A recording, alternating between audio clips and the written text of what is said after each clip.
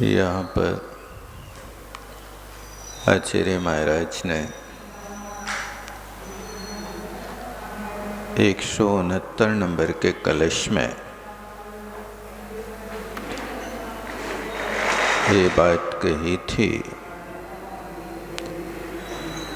कि पर से पर का जन्म होता है, पर से पर का मरण होता है, अथवा सुखी दुखी होता है। ये सब अज्ञान है और अज्ञानी जीव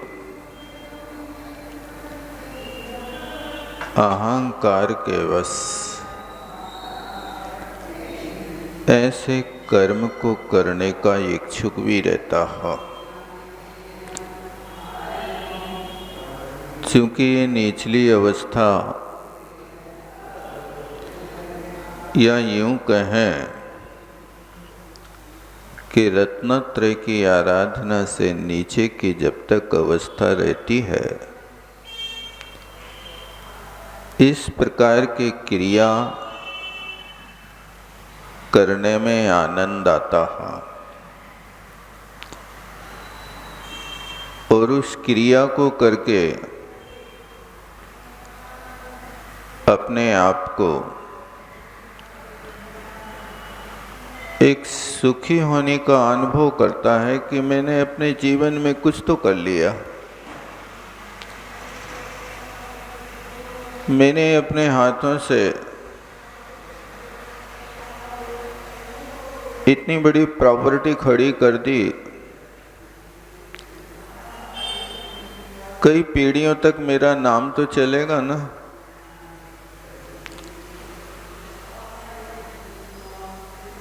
इतनी संतान पैदा कर दी, शिला पट्ट पर मेरा नाम तो लिखा जाएगा ना। जब वंश वृक्षावली बनेगी तो कई पीढ़ियों तक लोग याद रखेंगे उनका हाथ। इस सारे के सारे भाव लौकिक दृष्टि से करने के लिए वो अपने आप को सुखी मान लेता है, लेकिन इस शाश्वत सुख की परिभाषा है ही नहीं। आचार्यों ने लिखा है कि तिल तिल मैव मिष्टम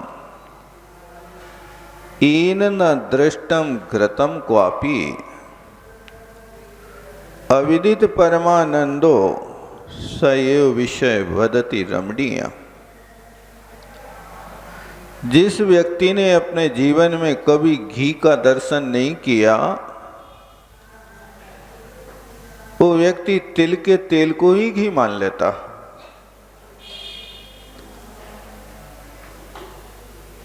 वो तिल के तेल को ही घी मान करके और अपने आप को मानता है कि मैं बहुत बड़ा हूं।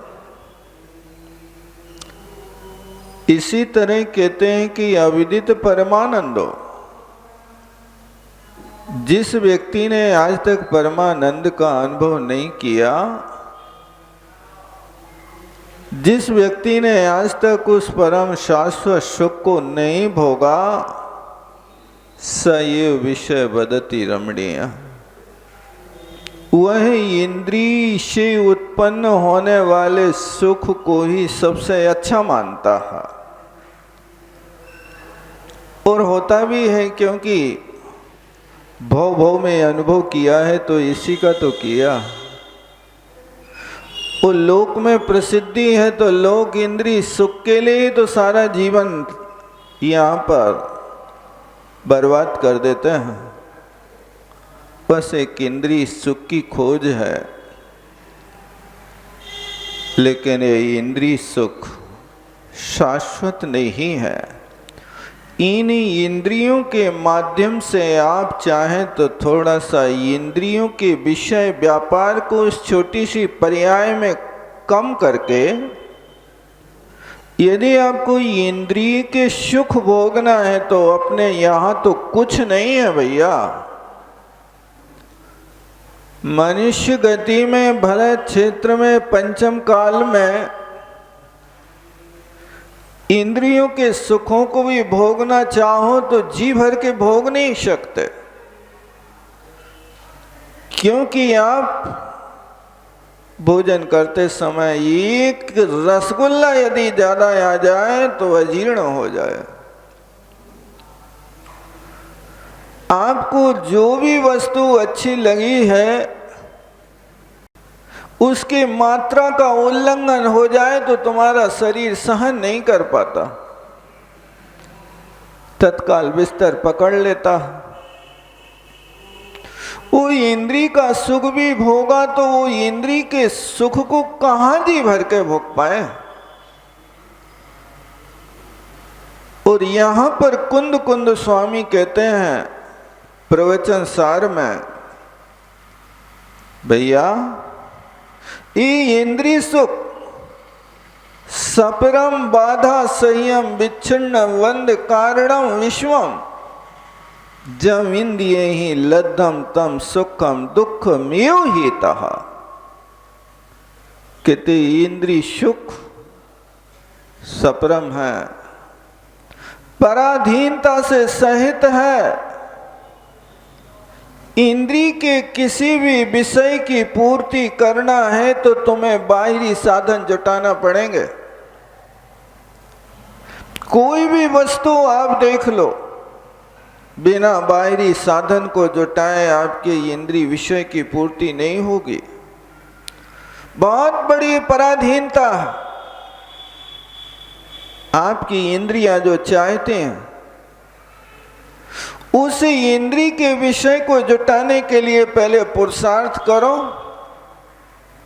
आपने सोचा कि मैं एक 9 लखा हार पहन लो। अब 9 लखा हार पहनने की भाव तो हुई, स्पर्शन इंद्री को सजाने के भाव तो हुए, लेकिन पहले 9 लाख रुपया इकट्ठे करो। 9 लखा हार का अर्थ क्या है? 9 लाख, उस जमाने के 9 लाख, जब 16 रुपया तोला सोना बिकता था तब के 9 लखा हार की कीमत।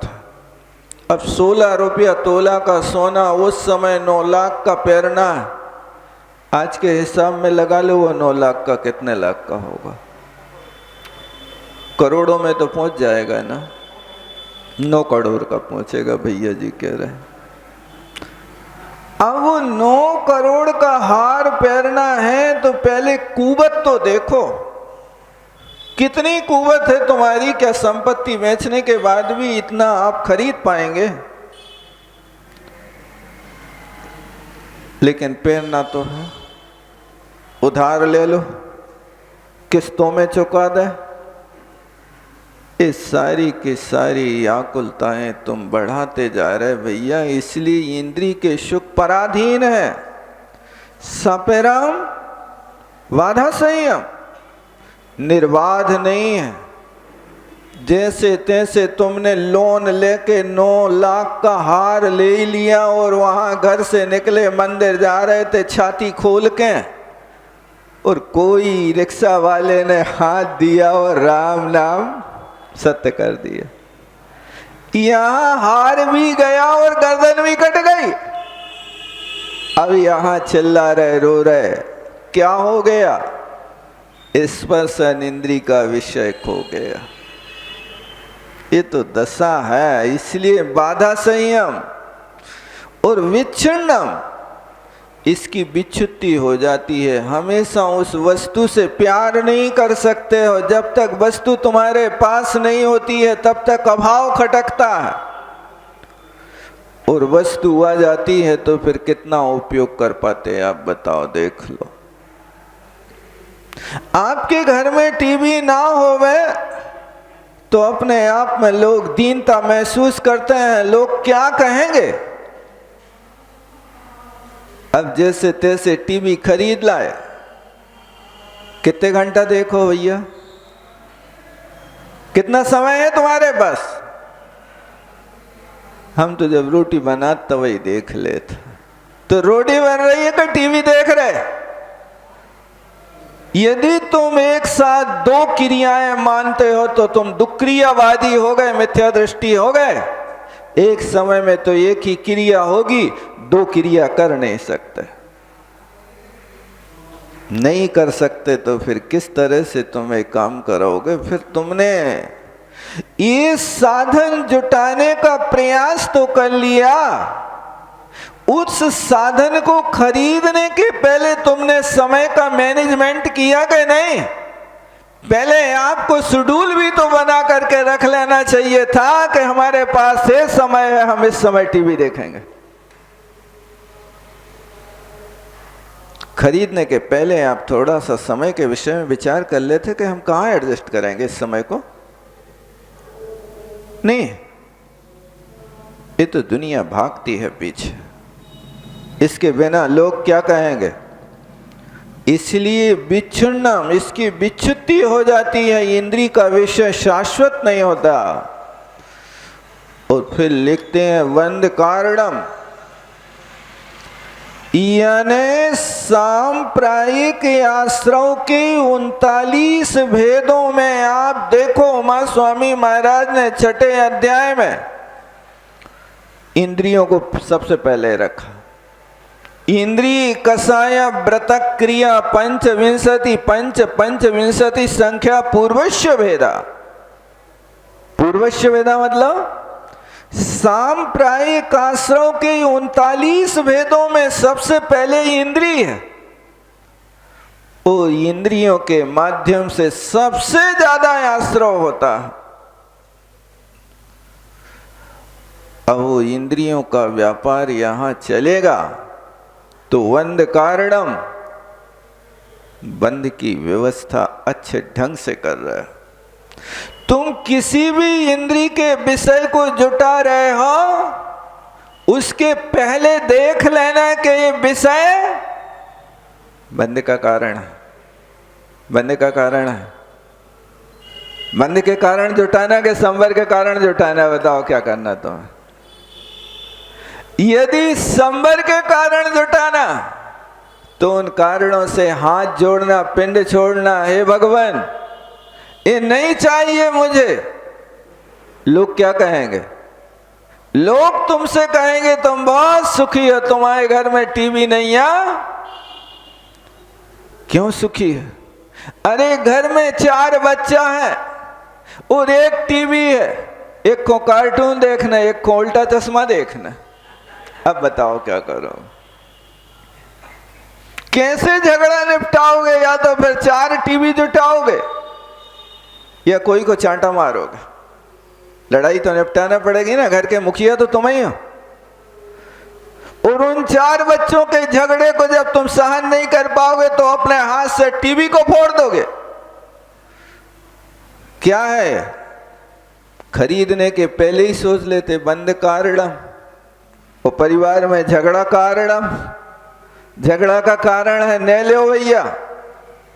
दुनिया तुम्हारे घर में आएगी तो कहेगी तुम्हारा बहुत अच्छा घर है, साधना युक्त है घर है, तुम्हारा घर नहीं आश्रम है। हमें अपना घर आश्रम थोड़ी बनाना। दुनिया की आंखों में दिखाई देवे, बंद हो रहा तो होता रहे, इससे कोई लेना देना नहीं। वंद कारणम विषमम, बहुत विषम है। इसलिए जम इंद्रिय ही लद्दम। देखो इतने कारण लिखे कुंद कुंद स्वामी ने प्रवचन सार के पहले अधिकार की। ये गाथा शायद 85 नंबर के बीच की होगी, देख लेना। 85 नंबर के पहले अधिकार के। और फिर नीचे लिखते जम इंद्रिय ही लद्दम, जो जो विषय इंद्रियों से प्राप्त होगा तम दुखमेव कारणम। सुख का कारण नहीं लिखा, जम इंद्रिय ही लग्धम तम दुख में ही, एव शब्द भी डाला, दुख का ही कारण है। इसलिए यहाँ पर ये व्यवस्था समझो कि अहंकृति रसीन चिकीर्षवा, ये शब्द इनने बहुत गजब का डाला आचार्य महाराज ने, कि भी अहंकार के रस के चखने के बाद बड़े इच्छुक हैं, और जो उस अहंकार के रस को, कर्म के रस को चखने के लिए इच्छुक हैं, वे मिथ्या दृष्टि हैं, और अकेले मिथ्या दृष्टि नहीं है, आत्महना नियतम। देखो नियत शब्द आत्महन के साथ दिया है कि नियम से वे आत्मघाती हैं, ये शब्द प्रयोग किया है। जो इस प्रकार की मान्यता रखता है, इसी विषय को थोड़ा जैसेन महाराज जी ने भी लिखा है कि अपन को कैसे विचार करना है। पृष्ठ 335 पे है, दूसरी लाइन से देखें। तरही शुभम कर्म चे ना ददासी तुम न प्रयच्छसी, तेभ्य कथम तुम दुखी करता। कहते हैं कि इस बात का निर्णय करो कि शुभ और अशुभ कर्म को तुम नहीं दे सकते हो, तुम ना प्रयच्छसी तेभ्य, उन सब लोगों के लिए कर्म दे नहीं सकते। जब तुमने कर्म दिया नहीं तो दुखी करता तई, तो उन लोगों को तुमने दुखी कैसे कर दिया, या उनके द्वारा दुखी तुम कैसे हो गए। ना कथमपि नहीं हो सकते हैं। बस इतना है कि पर वस्तु कभी कभी कर्म की उदीर्णा में निमित्त बन जाता है। आपने अपनी इच्छा व्यक्त की, सामने वाले ने आपकी इच्छा के अनुकूल परिणमन नहीं किया, तो उस समय आपकी कर्म की उदीर्णा हो सकती है। उस उदीर्णा को आपको स्वयं रोकना है कि भाई हमारा इस व्यक्ति को अपने अनुकूल परिणमाने का अधिकार क्या है। आप पूरा अधिकार रखते हैं, मेरी पत्नी है, मैं जो चाहूं कर सकता हूं। ये अधिकार कानून ने दिया है तुम्हें, तुम जो चाहो कर सकते हो, फांसी पे चाहो तो टांग सकते हो, जिंदगी भर बेटा जेल में सड़ना होगा। अधिकार ये है दाम्पत्य जीवन को आप स्वर्ग बनाएं, लेकिन स्वर्गीय ना बने, इतना तो अधिकार है। एक दूसरे के पूरक बने, लेकिन इतना अधिकार ना जमाएं कि एक दूसरों के प्राणों के ग्राहक हो जाए। इस बात को हमेशा ध्यान रखना चाहिए, अन्यथा वे लोग बहुत दुखी होते हैं। इसलिए देखो क्या लिखा, ना कथमपि, किसी भी तरह तुम दे नहीं सकते।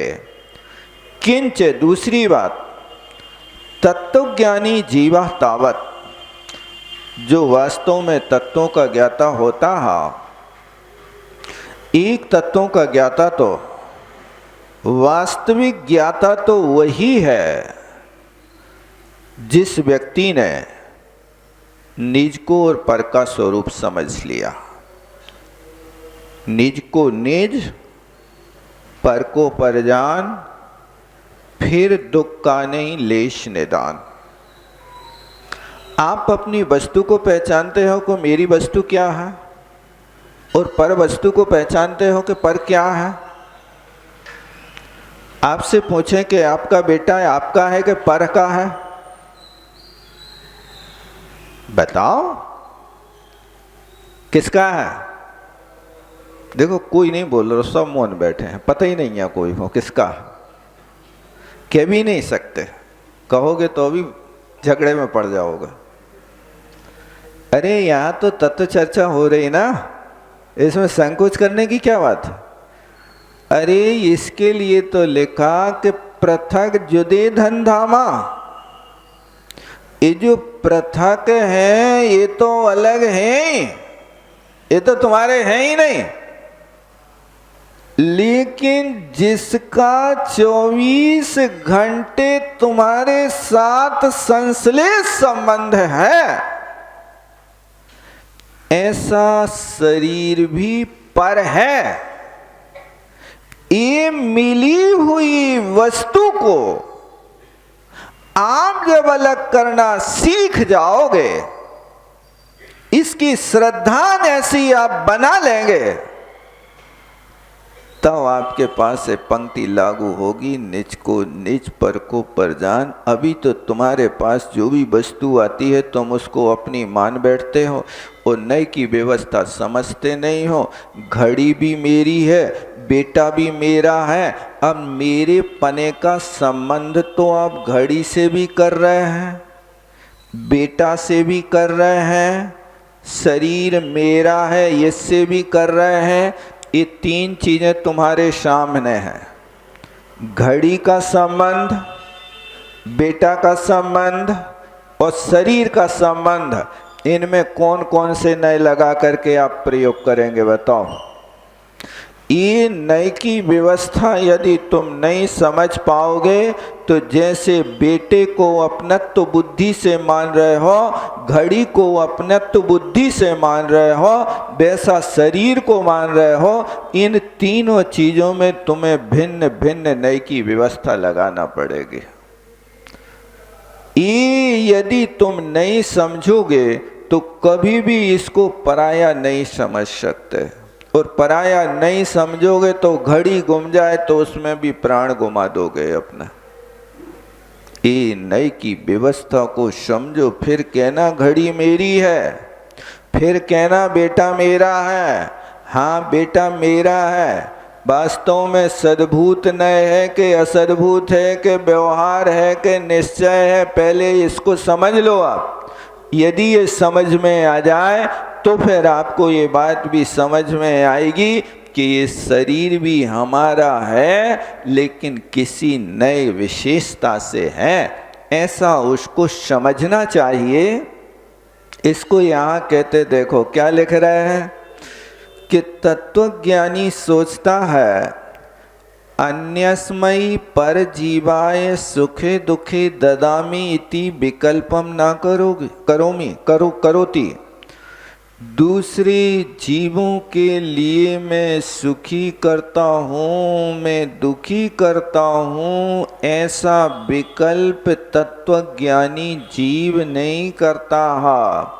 सुखी होने का तुम्हारा स्वतंत्र उपादान, दुखी होने का स्वतंत्र उपादान। हम तुम्हारे दुख को बटा नहीं सकते, तुम्हारे सुख को बटा नहीं सकते। ये तो एक व्यवहार की कल्पना मात्र है। एक संवेदना प्रकट कर दी जाती है कि तुम चिंता नहीं करो, तुम्हारा जहाँ पसीना बहेगा वहाँ हम अपना खून बहाएंगे।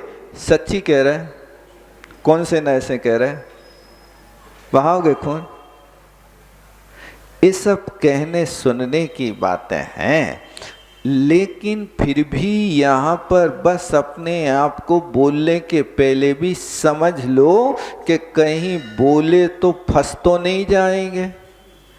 इसलिए बोलने के पहले सोच लो अच्छे से, अन्यथा तोता क्यों रोता। ये पंक्ति आई, तोता क्यों रो रहा, पिंजड़े में पड़ा है, सोने के पिंजड़े में पड़ा पड़ा रो रहा है। तोते से पूछा बेटा क्यों रो रहा है, बंधन में किसने डाला?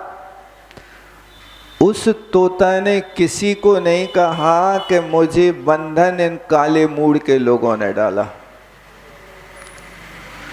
उसने बहुत प्यारा जवाब दिया। वो चूंकि तत्वज्ञानी नहीं था, लेकिन तत्वज्ञानी नहीं होने के बाद भी इतना समझता था कि मेरे बंधन का कारण मैं स्वयं हूँ। वो उत्तर देता है तोता कि मैं जो बंधन में पड़ा इसका दोषी कौन? ये वाणी का ही दोष है, सबसे बेहतर मौन। मैं जो बंधन में पड़ा हूं, मेरे बंधन का कारण मेरी वाणी है। ये नहीं कहा तोता ने कि तुमने पकड़ के हमें पिंजड़े में डाल दिया। देखो वो क्या सीख दे रहा है। मैं जो बंधन में पड़ा, मैं बंधन में आया हूं, इसका दोषी तुम नहीं, मैं हूं। क्यों हो? ये वाणी का ही दोष है। काश मैं लोगों के सामने मौन रहता, चुप्पी साधे रहता, नहीं बोलता, तो फिर ये लोग मेरी वाणी नहीं सुनते। और मेरी वाणी को सुन करके इनने राग कर लिया कि बहुत मीठा बोलता है, बहुत मीठा बोलता है, इसकी वाणी मुझे हमेशा चाहिए। सो ये कर्ण इंद्री के लोलपियों ने मुझे बंधन में डाल दिया। मैं बंधन में आने वाला नहीं था। यदि मैं सोच लेता कि ये पकड़ लेंगे तो मैं बोले बिना ही अपना काम कर लेता, हो नहीं बोलता तो बंधन में नहीं पड़ता। वो देखो हमें सीख दे रहा है एक तोता होकर के कि मैं जो बंधन में पड़ा इसका दोषी कौन? वाणी का ही दोष है, सबसे बेहतर मौन। जब मौन वो तोता रहना चाहता है और मौन में वो अपने आप को सुखी खोज रहा है, आज की दुनिया मौन क्यों नहीं रह रही बताओ? आज मौन कहाँ खो गया? छोटी छोटी सी बातों में हमारे पास इतना बावदूक बनाया जाता है कि हम बोलते ही चले जाते, बोलते ही चले जाते हैं। और वो तोता कह रहा है कि अब यदि बंधन से छूटूंगा तो स्थायी मौन रखूंगा, कभी इन लोगों को, काले मूड के लोगों के सामने अपनी वाणी नहीं खोलूंगा। ये वो अनुभव सीख रहा है। और वो ही तोता गुरु की वाणी समझ गया। सेठ जा रहे थे, कहां जा रहे हो? गुरु महाराज के पास जा रहा हूं, मेरा भी संदेशा ले जाना और पूछ करके आ जाना। ठीक है, आप भी अपना संदेशा दे दो। और वो तोता का संदेशा लेकर के जाते हैं महाराज से, कहते हैं महाराज इसके बंधन कब खुलेंगे? और महाराज सुन करके बिल्कुल शांत हो गए, बोले नहीं। अरे तो प्रश्न गलत हो गया। अरे बेटा उसका प्रश्न उसी को उत्तर देना होगा, तू नहीं समझेगा। इसलिए सेठ के सामने महाराज शांत हो गए। सेठ भागा, ये तो बहुत बड़ा अनर्थ हो गया। और तोते से कहता है भाई तूने कैसा प्रश्न किया? तेरे प्रश्न को सुन करके महाराज तो मूर्छित हो गए। ओ महाराज मूर्छित हो गए, बहुत अच्छा। वो भी मूर्छित हो गए। जब महाराज मूर्छित हो गए तो हम भी मूर्छित हो जाओ। ये बंधन खुलने का तरीका था, खग जाने खग की ही भाषा, तुम नहीं समझ सकते। वो समझ गया और बनिया नहीं समझा, सेठ नहीं समझा कि क्या है कारण। यहां तो उत्तर दिया जा रहा है, प्रश्न था उसका उत्तर ये था, लेकिन वो समझा नहीं। और जाकर के तोते से कहा, तोता ने भी वही फार्मूला अपनाया, तत्काल मूर्छित हो गया, गिर गया जमीन में। और जैसे ही वो नीचे गिरा पिंजड़े में, तैसे ही सेठ ने बंधन खोल दिया। बताओ कैसा प्रश्न है कि दोनों गए। हाँ बेटा यही था। यहां जैसे ही पिंजड़ा खोला और तोता उड़ गया। जैसे ही सेठ गया महाराज ध्यान में बैठ गए। ये देखो यहां पर ये तरीका है कि तुम्हें यदि बंधन खोलना है तो मौन हो जाओ, तुम्हें बंधन खोलना है तो संसार के सारे आडंबरों से मूर्छित हो जाओ। जब विषय भोग को भोगने का अवसर आ जाए तो महाराज की तरह मूर्छित हो जाओ। नहीं करना, नहीं देखना, इसमें तो मौत छिपी है, मरोगे इसमें भोगोगे तो। भोग बुरे भव रोग बड़ा में बेरी है जग जी के। ये रोज पढ़ते हैं लोग, वाक सुनाते हैं भगवान के सामने। कहाँ पढ़ रहे? वैराग्य भावना। कौन को सुना रहे? 50 बरस हो गए बैराग भावना पढ़ते पढ़ते, आज तक बैराग ही नहीं हुआ। अब मौन हो जाओ, मौन में आनंद मिलेगा। उसी बात को यहाँ कहते देखो कि जीवाय सुखे दुखे ददामी इति विकल्पम ना करोति। वो तत्व ज्ञानी तो सोचता है कि मैं पर को सुखी करता हूँ, मैं दुखी करता हूँ, मैं सुख देता हूँ, मैं दुख देता हूँ, ऐसा विकल्प ही नहीं करता। सबका परिणमन अपना अपना है। यदा पुनर्निर्विकल्प समाधि अभावे, देखो जब भी निर्विकल्प समाधि अभेद रत्नत्रय में नहीं रहेंगे, उस निर्विकल्प देखो उसी का है, अभेद रत्नत्रय का पर्यायवाची निर्विकल्प समाधि है। उस निर्विकल्प समाधि के अभाव होने पर, सप्तमी विभक्ति बनाई है, अभावे सति प्रमादेन सुख दुखम करोमीति विकल्पो भवति। देखो सुख दुख में कर रहा हूँ, ये प्रमादियों की दशा है। मैं किसी को सुखी कर रहा हूँ, दुखी कर रहा हूँ, ये प्रमाद से कहा जा रहा है। निर्विकल्प समाधि का जब अभाव होगा तो सुखी दुखी करने का विकल्प हो सकता है। ऐसा विकल्प होता है तदा मनसी चिंत्यति। देखो उस समय भी वो अपने मन में चिंतन करता है। क्या चिंतन करता है? अस्य जीवस्य अंतरंग पुण्य पापो दयो जाता अहम पुनः निर्निमित्त मात्रमेव। कहते हैं कि देखो मन में वो कितनी अच्छी बात सोच रहा है, इसी का नाम तेरा तुझको सौंपते क्या लागे है मोर। इस सामने वाला सुखी हुआ है, दुखी हुआ, तो इसको हमने नहीं किया। अस जीवस्य अंतरंग पुण्य, इस जीव के अंतरंग का पुण्य का उदय है, उस पुण्य के उदय से सुखी हुआ है। और अस जीवस्य अंतरंग पापोदया, इस जीव के अंतरंग में पाप का उदय है, इससे दुखी हुआ है। इस प्रकार अहम पुनः निमित्त मात्रमेव, मैं तो एक निमित्त मात्र हूँ, अंतरंग कारण तो उसी का बैठा हुआ पुण्य का उदय उसको सुखी कर रहा है अथवा उसको दुखी कर रहा है। एक मैं तो निमित्त मात्र हूँ। ऐसा आप भी अपने घर में रह कर के ये निर्विकल्प समाधि के अभाव में ये विकल्प आया है, तो आप भी चाहें तो आपके परिवार में आपके निमित्त से यदि कोई दुखी हो रहा है तो लड़ाई करवे ना बैठो, तुम अपने आप को धिक्कारते रहो, आहा मैं क्या कर सकता हूँ, इसके असाता वेदनी कर्म का उदय है, इसलिए मेरी शुभ सीख भी इसको बुरी लग गई है। अब जब तक इसके लिए ये दुख हो रहा है तब तक अपन शांति से माला फेरो। जब इसके दुख का उपशमन हो जाएगा फिर इसके बाद अपन अपनी चाल चलेंगे। ऐसा विचार करके उस आत्मा के लिए अब जलती हुई अग्नि में ईंधन डालने की कोशिश मत करो कि सामने वाला तो तुम्हारे कोई आचरण से दुखी हो गया और तुम उसके सामने वो लड़बे बैठ जाओ, आगे बात बढ़ाते जाओ। ये समझदारी का काम नहीं है।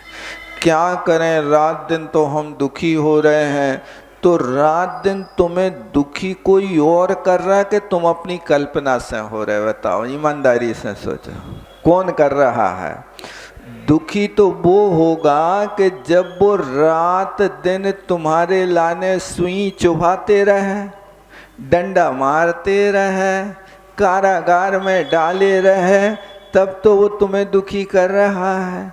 ये तो तुम अपनी कल्पना से दुखी हो गए कि देखो हमें ये प्यार से नहीं बोल रहे, प्रेम से देख नहीं रहे, प्रेम से खावे की नहीं पूछ रहे, हम तुमसे क्या चाहते हैं, तुम्हारी प्रेम भरी दृष्टि से ही हम स्नान करना चाहते हैं। अरे भैया, तुम उनके प्रेम के भूखे हो, तुम परमात्मा से प्रेम करो, सारी दुनिया तुमसे प्रेम करने लगेगी। तुम ये तो करते नहीं हो। तुम एक सामान्य व्यक्ति के प्रेम के पीछे इतने पड़े हो जिसके कारण तुम दुख उठा रहे हो। तुम कोशिश तो करो, बदल तो दो, अपनो रवैया तो बदल के देखो। तुम्हारा रवैया बदलेगा, तुम्हारे परिणाम बदल जाएंगे, लेकिन ऐसा कर नहीं पाते हो। हमेशा व्यक्ति इसी में दुखी बना रहता है, एक कल्पना है। इसलिए पूज्यपाद स्वामी ने लिखा, वासना मात्र मयिवे तस् सुखम दुखम च देहिनाम तथा ही बेजनते ते भोगा रोगा युवापदी। स्टोपदेश में शायद 6 नंबर की कारिका होगी, उसमें ये लिखा है कि वासना मात्र है, ये व्यक्ति का सोच मात्र है कि तुम यदि हमसे प्रेम से बोल लो तो हम सुखी हो गए, बाकी अंतरंग में कोई चीज की कमी नहीं है। ये तुम्हारा सोच है, अपने अंतरंग के परिणाम बनाओ। और सामने वाला व्यक्ति आपसे नहीं बोल रहा, आपको गाली दे रहा, तो समझो कि ये अयस कीर्ति नाम कर्म का बंध हम ही ने तो किया है भैया। इसलिए तुम्हारा बेटा तुम्हारी अयस कर रहा है, अपयस कर रहा है, तुम्हारे कीर्तन नहीं कर रहा है। ये तुमने कर्म बांधा है, उसका फल तुम भोग रहे हो। इसलिए हमेशा ध्यान रखना, कर्म से पूछना मत। क्या? कर्म से पूछना मत कि कल पैसे वाला था, आज गरीब क्यों? क्यों? अरे दुनिया जानती है कि कल पैसे वाला था, आज गरीब क्यों हो गया। वो साता का वो लाभांतराय कर्म का क्षय समाप्त हो गया। नहीं जानते हो? किसी से पूछो ने हम गरीब काहे हो गए। गरीब तुम्हारे कर्म ने किया है। आज तुम्हारी जो सोच है वो कल सोच वैसी रहेगी कि नहीं रहेगी। देखो, व्यक्ति का सोच बदलता है तो वहां वनस्पति में भी परिवर्तन आ जाता है। एक राजा जंगल में भटक गया और वो भटका हुआ राजा जंगल में शरण खोज रहा था तो एक बुढ़िया की झोपड़ी में चला गया। वहां बुढ़िया की झोपड़ी में गया और राजा ने छाया मांगी और उस बुढ़िया ने छाया दी, प्रेम दिया और कहा, महाराज साहब आप विराजो, आप हमारे यहाँ पधारे, हमारा सौभाग्य है। उसको राजा को आसन पर बैठाल करके और बुढ़िया अपने बगीचा में गई और बढ़िया एक सुंदर अनार तोड़ के एक लोटा रस निकाल के ले आई और राजा को पिलाया। तो राजा सोचता है, ओहो, इतने बढ़िया फलों के रस ये किसके राज में आते हैं? मंत्री से पूछा। मंत्री ने कहा, महाराज ये सब आपके ही राज्य की व्यवस्था है। तो राजा के मन में आ गया कि इतने सुंदर रस और फल हैं, इन पे टैक्स लेते कि नहीं लेते। राजा ने ये भाव किया और मंत्री से कहा कि उस पे टैक्स लगाओ, और मंत्री ने कुछ टैक्स लगा दिया। और फिर इसके बाद दोबारा राजा उसी जंगल में फिर भटका और उस बुढ़िया की शरण में फिर आया। और बुढ़िया की शरण में आया तो बुढ़िया ने सम्मान किया, बैठाया, और फिर इस बार वो बगीचा अनार लेने गई। इस बार उसने 50 अनार तोड़े और 50 अनार में से रस निकाला और एक लोटा नहीं निकाल सकी। वो रस खत्म हो गया, स्वाद खत्म हो गया। राजा के सामने जैसे तैसे आधा लोटा ला करके रखा। माँ, ये क्या हो गया? तुम्हारा रस नीरस कैसे हो गया? ये क्या बात है? वो माँ कहती कि राजा के मन में विकार आ गया। उस राजा के मन की विकृति ने हमारे यहाँ की प्रकृति ने भी रस बदल दिया। अंदर तुम्हारे विकृति पैदा हुई, वहां प्रकृति बदल गई। देखो क्या है, जब यहाँ पर आपके पेड़ पौधे और फूलों पर ये प्रभाव पड़ सकता है, तो बुरे भावों का प्रभाव क्या सामने वाले के हृदय में नहीं पड़ेगा?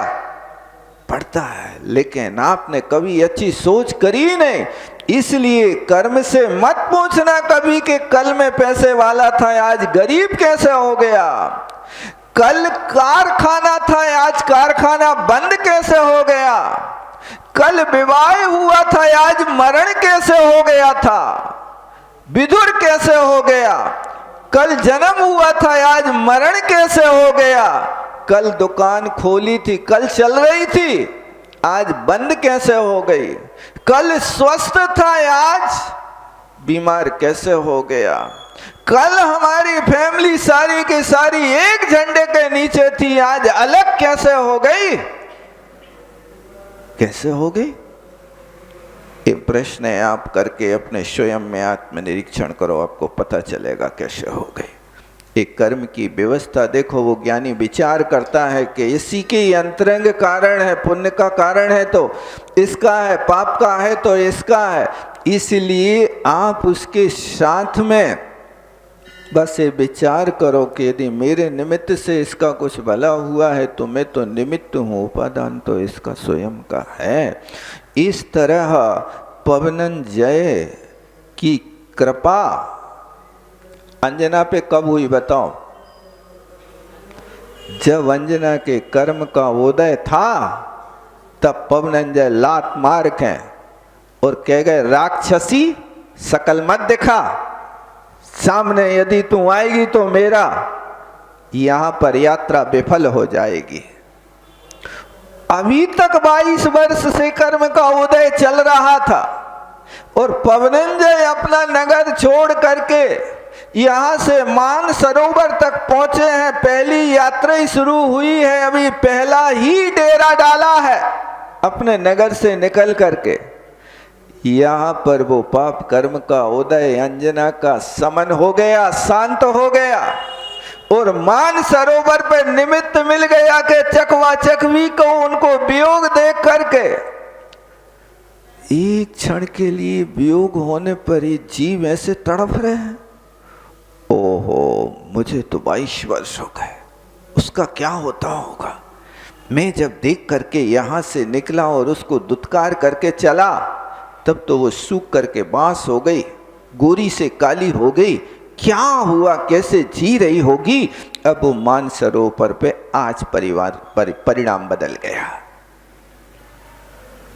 22 वर्ष जब से घर में कूड़ा कचड़ा की तरह पड़ी तब तक परिणाम नहीं बदला, आज घर से निकलते परिणाम बदल गया और वहाँ मानसरोवर में ही अब हठाग्रह करता है मुझे तो अंजना के पास जाना है। अरे दुनिया क्या कहेगी, विदाई करा के निकले हो, टीका लगा के निकले हो, फिर से जाओगे तो लोग तुम्हें अच्छा नहीं कहेंगे, दुनिया कुछ भी कहे, मैं अब नहीं अंजना को छोड़ के जा सकता, अब कुछ दिन बाद तो लौट के आना है। जैसे 22 वर्ष निकले कुछ दिन और निकाल ले, क्या ठिकाना उस समय तक बची के मरी। इसी वक्त चलो, जैसे ही कर्म पाप उदय शांत होता है एक क्षण तुम्हें ठहरने नहीं देगा और वहां से पवनंजय को लौटा के लाया। कौन लौटा के लाया? पवनंजय की बुद्धि के अंजना का पुण्य कर्म का उदय बताओ कौन लाया। आज कर्म उपशमन हुआ है, शांत हुआ है। अब पवनंजय मानसरोवर पर वहां पर मंत्रियों को छोड़ करके सबको व्यवस्था सौंप करके और वहां से लौट करके रातों रात आते हैं और कहते हैं कि रात में ही वापस आना। वहां जाकर के अंजना के द्वारे पर खड़े हैं, दरवाजे खोलो। प्रहस्त कह रहा है अंजना से, पवनंजय आए हैं। अंजना अंदर से कहती काय को हंसी उड़ा रहे, जाओ हटो। सामने लात मार के गया जो व्यक्ति वो निर्दयी हमारे सामने क्या लौट के आएगा? मजाक मत करो। नहीं वास्तव में लौट के आया। दरवाजे खोल के देखते हैं पवनंजय खड़े। और पवनंजय जाकर के जैसे ही अंजना के कमरे में प्रवेश करते हैं तो पहले चरण छूते। देखियो आप पद्म पुराण में लिखो। अंजना ने नहीं, पवनंजय ने चरण छुए। हे देवी मुझे क्षमा करो, गलती हो गई। सोचती है पागल तो नहीं हो गए, क्या हो गया? अभी तो कुछ घंटे पहले इस प्रकार का व्यवहार करके गए, अब सारी के सारी बिल्कुल लेटर पेट बदल गया। खूब अपने दुखों न रोए, पश्चाताप किया, आंखों से आंसू बहाए। आज की रात ये पुण्य का उदय आ जाया, इसलिए सामने से निकली हुई चिड़िया भी लौट के वापस आ गई और यहां पर एक कार्य हो जाता है। रात्रि व्यतीत करते हैं, प्रातःकाल फिर प्रहस्त जगाते, चलो भैया अब चल रहा है। कहने का मतलब है कि ये कर्म के विषय में विचार करो। अभी ज्ञानी सोचता निमित्त मात्र, अब वो भी यही सोचेगा निमित्त मात्र तुम्हारे पाप कर्म का उदय है। अंतरंग था इसलिए 22 वर्ष तक ये कष्ट उठाना पड़ा, इसमें हमारा दोष नहीं। तुमने 22 वर्ष के लिए, 22 घड़ी के लिए जिन बिंब को छिपा के रखा था, उसका कारण आज तुम्हें भोगना पड़ रहा है। ये पूर्वकृत कर्म का उदय है। इति ज्ञात्वा मनसी, ऐसा विचार करके मन में हर्ष विषाद के परिणाम से गर्व नहीं करता है। देखो ये व्यक्ति गर्व नहीं करता। इस प्रकार पर जीवों के जीवन मरण सुख दुख में करता हूँ, इस प्रकार के व्याख्यान की मुक्ता से ये गाथाएं पूर्ण हो गए। बस इतना ही।